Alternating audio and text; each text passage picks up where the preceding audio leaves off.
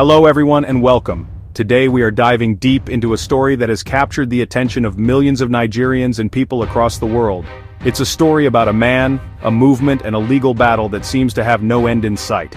We're talking about Nnamdi Kanu. For those who might not know, Namdi Kanu is the leader of a group called the Indigenous People of Biafra, or IPOB.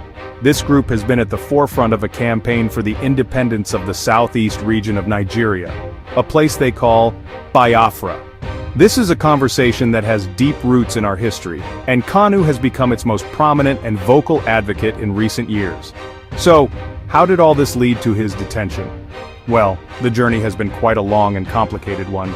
Namdi Kanu was first arrested several years ago and faced charges related to his activism, including treasonable felony. He was granted bail under specific conditions, but later left the country.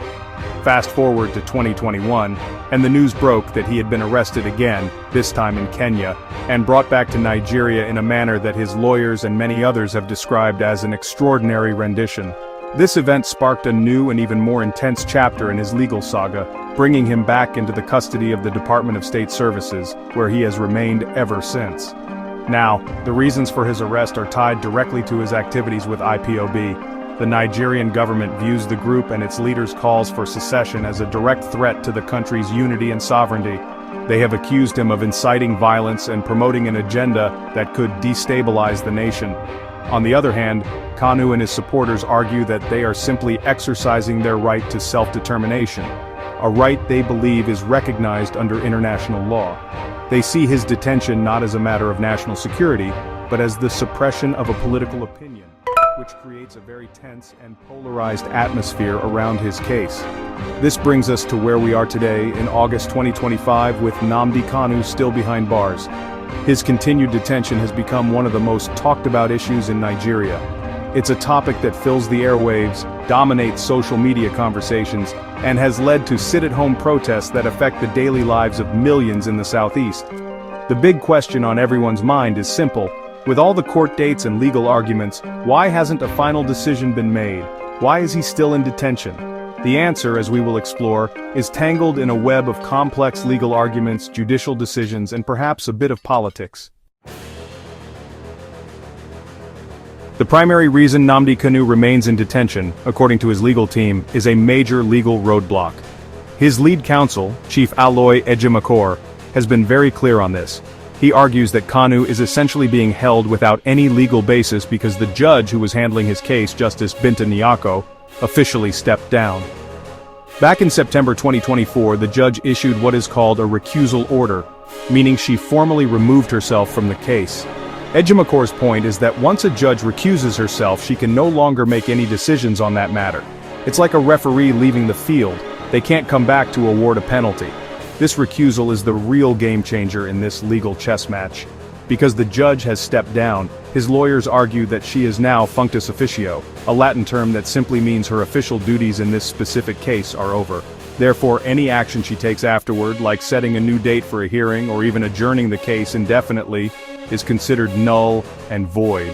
Think about it. If the person in charge says they are no longer in charge, how can they continue to give orders? This is the core of the argument that Kanu's detention is currently unlawful because there is no valid court or judge with the power or jurisdiction to preside over his trial. Then there's the issue of the Supreme Court, the highest court in the land. The Supreme Court had previously made a ruling that, according to Kanu's lawyers, should have led to his release on bail. However, they argue that the lower courts have not complied with the spirit of this decision. This non-compliance adds another layer of frustration and complexity to the situation. It creates a perception that the judicial process is being stalled or even ignored. When decisions from the highest court don't seem to result in action, it raises serious questions about the rule of law and whether all citizens are being treated equally under it. To make matters even more complicated, Kanu's team had also filed a formal complaint of judicial misconduct against Justice Nyako, which remains unresolved. This unresolved complaint hangs over the proceedings, creating more legal tangles. So, when you put it all together, the judge's recusal, the questions about jurisdiction, the non-compliance with Supreme Court directives, and the pending misconduct complaint, you start to see why things are at a standstill. It's a legal puzzle where key pieces are missing, leaving Namdi Kanu in a state of indefinite detention without a clear path forward in the courtroom. It's a situation his lawyers describe as a constitutional crisis. Now let's look beyond the courtroom for a moment, because many people believe this case is not just about law, it's also deeply political. Some groups, like the Concerned Igbo Ministers Commission, have voiced strong opinions on this. They have suggested that there might be a political strategy at play, especially involving leaders in the southeast. Their claim is that some governors might be conspiring to keep Namdi Kanu in detention for their own political gain. The alleged plan is to time his release strategically to win political favor for President Bola Ahmed Tinubu's administration in the southeast, perhaps just before the next election cycle heats up. This theory, whether true or not, highlights a deep-seated mistrust in the political system. The idea is that Kanu has become a powerful bargaining chip. His freedom, in this view, is not just a matter for the courts to decide, but a political tool to be deployed at the most opportune moment. This perspective suggests his detention is prolonged not because of legal complexities, but because his continued presence behind bars serves a political purpose. It turns his case from a straightforward legal trial into a high-stakes political negotiation where the timing of his release could influence regional alliances and voter sentiments. This political angle is further supported by the calls from Kanu's lawyer to move the trial venue. Chief Ejimakor has argued that the case should be transferred to a federal high court in the southeast, which is the region where the alleged offenses took place. This is not just a logistical request, it carries significant political weight. A trial in the southeast would be seen by many as a fairer and more transparent process, taking place on home ground rather than in Abuja, which is perceived as the center of federal power. The resistance to this logical step feeds the narrative that the current setup is designed to maintain political control over the outcome. Ultimately, the line between law and politics in Nnamdi Kanu's case has become incredibly blurry. Is his detention a result of a broken legal process, as his lawyers argue, or is it a calculated political move, as some observers claim? It could very well be a combination of both. When a legal case carries such immense political consequences, it is almost impossible to separate the two. This is why the situation remains so tense and unresolved. Every legal delay is interpreted through a political lens, and every political statement is seen as an attempt to influence the judicial process, leaving the public to wonder where justice truly lies. As the legal and political drama unfolds, the calls for Nnamdi Kanu's release have grown louder and more widespread. It's not just his direct supporters anymore. Major socio-cultural organizations like the Apex Igbo group Ohanaeze Ndigbo Worldwide have stepped forward to demand his freedom. They have publicly stated that there is no sufficient reason for his continued detention, describing it as a moral burden on the Nigerian government. When a respected group like Ohanaeze speaks, it carries a lot of weight, signaling that the concern for Kanu's situation has moved from the fringes into the mainstream of Igbo leadership and thought. These calls for release are often framed as a pathway to peace and stability, especially in the southeast. The region has been heavily impacted by the ongoing situation, with frequent sit-at-home orders that cripple economic activity and disrupt the lives of ordinary people. Many leaders and citizens believe that releasing Nnamdi Kanu could be the first step toward de-escalating tensions and opening a door for genuine dialogue. They argue that holding him indefinitely only fuels resentment and strengthens the resolve of his followers, making a peaceful resolution much harder to achieve. His freedom, they suggest, is key to restoring normalcy. The government, however, remains firm in its position, citing national security concerns. From their perspective, releasing Kanu without a trial could be seen as a sign of weakness and might embolden other secessionist movements across the country. This standoff creates a difficult dilemma for the nation. On one hand, there is the principle of the rule of law, which demands a fair and speedy trial for every citizen. On the other hand, there are the government's responsibilities to maintain national unity and security. Finding a balance between these two is the great challenge that Nigeria faces today in this particular case. So what's next? The future remains uncertain. The legal path is blocked, the political will for a resolution seems absent, and public pressure continues to build. The case of Nnamdi Kanu is no longer just about one man. It has become a litmus test for Nigeria's justice system, its commitment to human rights, and its ability to manage political dissent peacefully. How this story ends will say a lot about the kind of country Nigeria aims to be. Will it be a nation governed strictly by the rule of law, or one where political considerations can keep a man in indefinite detention? As of today, August 7th, 2025, the nation watches and waits. I am innocent. I have no case to answer. Nnamdi Kanu tells Justice James Omotosho at the Federal High Court in Abuja. Hear the news in details. Wonderful people of Biafra, lovers of freedom all over the world, you are welcome once again to Biafra Unite channel /television this very moment.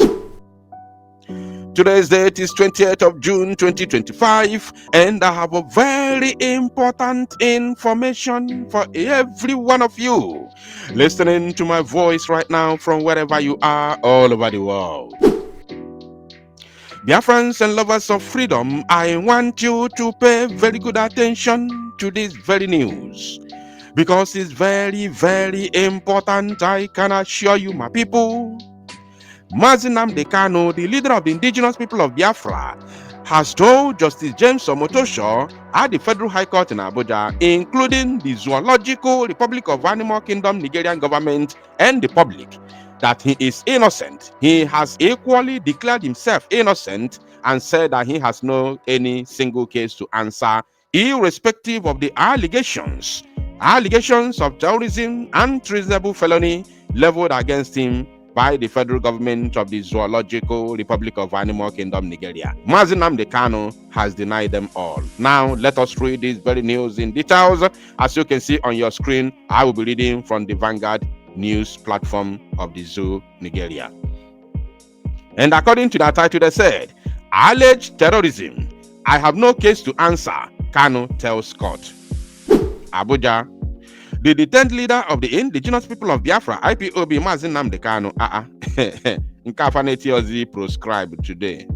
Vanguard, or the Kafecha Aligo. Let's take that again. The detained leader of the indigenous people of Biafra, IPOB, Nnamdi Kanu, who is facing a 7-count terrorism and treasonable felony charge, yesterday told the Federal High Court sitting in Abuja that he has no case to answer.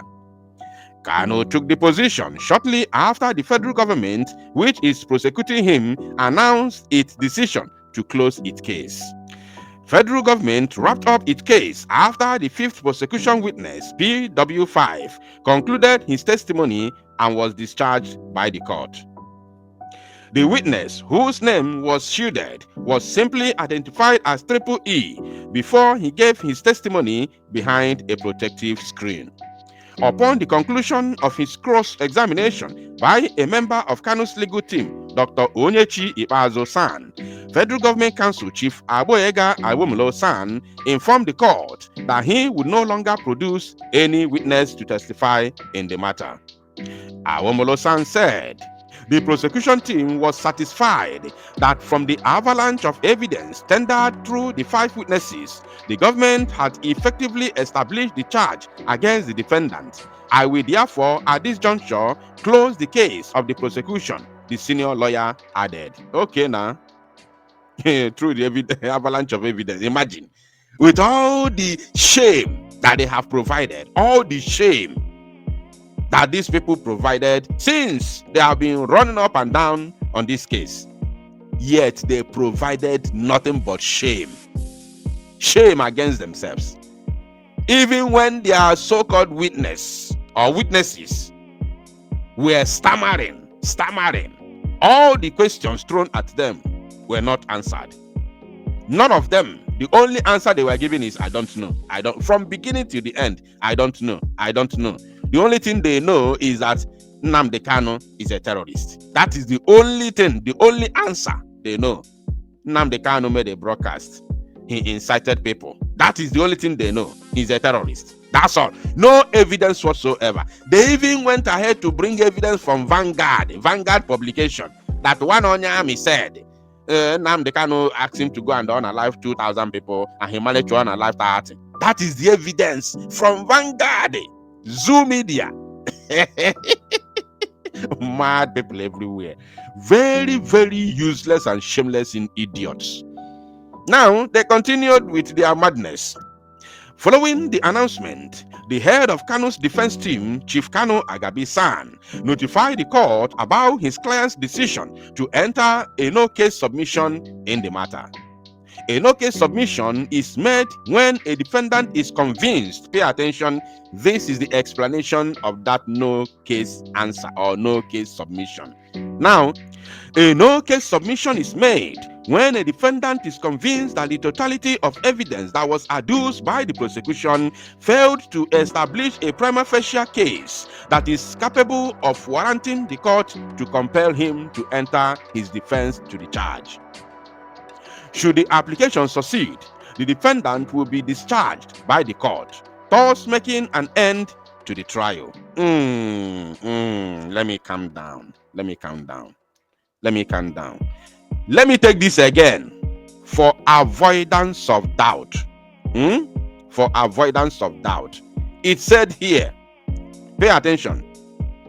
Should the application succeed, you remember that same yesterday, the judge, after Nnamdi Kanu's lead counsel, Kanu Agabi-san, told the judge that Nnamdi Kanu has said he has no case to answer. After that very word was spoken, the judge told the defense counsel to put it on a written note for avoidance of doubt. Makandi say, I am not aware. You understand? So, should the application succeed, the defendant will be discharged by the court, thus making an end to the trial. Of course, we all know that Nnamdi Kanu has no case to answer. Oh yes, you can say he formed Eastern Security Network. What is the name? Eastern Security Network. Eastern part, security. When has forming a security network become a crime? When has forming a security outlet or outfit become a crime in the world? Or would the judge, if judge does not end the case, or if the application does not succeed, would Justice James Omotosho, with all due respect, prefer what is happening in Benue State, in some part of Kogi, in Kwara State, in Yobe State, in Zamfara State, in Kaduna State, in Borno State, in Katsina State, and other parts of the northern Nigeria happen here in the east? I'm asking, would James Omotosho, the judge, Justice James Omotosho, would he prefer that what is going on in Benue State today, at least over 200 people were massacred by the Fulani herdsmen terrorists, the fourth deadliest terror group in the world? Would James Omotosho prefer such inhumanity to take place in the eastern part of Nigeria for now? So, of course, nobody's talking about Nnamdi Kanu talking about Biafra or saying Biafra must, leave Nigeria, because that has never been a crime in the world. It's his own opinion. That is his own opinion. So if he has a lot of followers and supporters, then let the Nigerian government give him referendum. It is the normal way. You can't force me to be with you. It is within his inalienable right to protect his own people if they give him the mandate. And they gave him the mandate. That's why when he made the call, the youths came out en masse to form the ESN. So it is within his inalienable right to protect himself. Are you paying attention? So you cannot say, you don't have right. No, we cannot fold our arms and see Fulani massacring our people and taking over our land, just as is happening in Benue State. Benue is just our neighbor. Even it's happening here already. In Enugu State, you can see what is happening in Ehamufu. So you can't stop us. You can't stop us from defending ourselves and our land. Oh yes. So I'm sure that Justice James Omotosho will do the needful. He has to do the needful. Oh yes, he has to do it. Because Nnamdi Kanu has no case to answer. In reality, he has no single case to answer. That is the truth. Now, given Kanu's decision, Trial Justice James Omotosho gave his legal team and federal government 14 days each to file written addresses and 2 days to file their reply on point of view. The case was subsequently adjourned till July 18 for adoption of the no-case submission. Earlier in the proceeding, federal government through the PW5 tendered in evidence a report it said linked the embattled IPOB leader to the unaliving of 186 police officers as well as the destruction of 164 police stations during the NSAS protest that took place in 2020. You see, this is to show that they have no evidence against Nnamdi Kanu. NSAS protest, that the entire zoo youth, participated. The youths of the Zoological Republic of Animal Kingdom participated on that very NSAS protest, including the Northerners. I could remember during that NSAS protest, they chased Buhari. Even in Katsina, in Sokoto, they chased Buhari. They were even throwing stones to his helicopter in Kano. I think that happened in Kano State. Oh yes, they chased him. Is that Nnamdi Kanu's doing? The answer is no. So NSAS protest was a national, tragedy. A national tragedy. And what made it national tragedy? The only thing that made it a national tragedy was because the Nigerian army and police started shooting live ammunitions, started shooting innocent citizens who were protesting against the brutality of a certain police unit called SAS. You understand? So the entire youth came out and said, we must end it. They started protesting. Along the line, Nigerian army and police started shooting them with live ammunition, unaliving many of them. You are talking about how many people, how many police officers were unalive. You are not even talking about the Lekki massacre. Nobody is talking about the Lekki massacre. Can you imagine that the innocent citizens of Nigeria carrying placards and Nigerian flag, singing Nigerian national anthem, and Nigerian soldiers have the liver, have the guts, have the balls to open fire on an innocent protesters that gathered en masse at Lekki Toll Gate, Lagos State. Nigerian military, Nigerian soldiers have the morale to open fire on an innocent citizens who were carrying Nigerian flag, singing Nigerian national anthem, protesting against the SAS brutality. They opened fire on them, killing hundreds of them, if not thousands. Nobody is talking about it. None of those soldiers have been arrested till today. They are unknown soldiers. None of the policemen have been arrested till today. They are unknown police officers. And here you are, tagging the case on Nnamdi Kanu. Is that not a foolishness? Is that not a stupidity? Is that not a stupid movement? Unbelievable. No wonder Nnamdi Kanu has told them that he has no case to answer. Now they continued. The witness, who is an operative of the Department of State Services, DSS, told the court that he was part of a team that was deployed to gather intelligence and compile reports on the impact of violence that trailed the protest. He told the court that he got to know Kanu through the media, though they never met in person. He told the court that his mandate was to record all the destructions of public properties and deaths of security operatives that occurred as a result of Kanus radio broadcast. You see? You see now? He said that his mandate was to record all the destructions of public properties and deaths of security operatives. Oh, death of security operatives. So who has the mandate to record the deaths of innocent citizens of Nigeria that were massacred by the so-called security operatives? Who has the mandate to record it? Because this mandate, as the mandate of recording the destruction of public properties and the death of security operatives was given to a security operative, a DSS officer, that means another security officer, a DSS officer, should equally be given mandate to record the death of innocent citizens of Nigeria that were massacred by the same security operatives that are supposed to protect them during the protest. So we want to see who has the mandate to record the massacre of innocent citizens. Oh yes, we need it, because you cannot sideline that. They were human beings. They were human beings and they were citizens of Nigeria. So you cannot, sweep it under the carpet, and here you are talking about security operatives. Who even massacre security operatives? Who can massacre security operatives? Who? When they have the arms, they have ammunition. Mad people everywhere. Among the items he tendered, which were admitted in evidence by the court, included a damage assessment report, death certificate of some security officers, as well as a certificate of compliance. Kanus' lawyer challenged the admissibility of the exhibit, saying he would adduce his reaction in the defendant's final written address.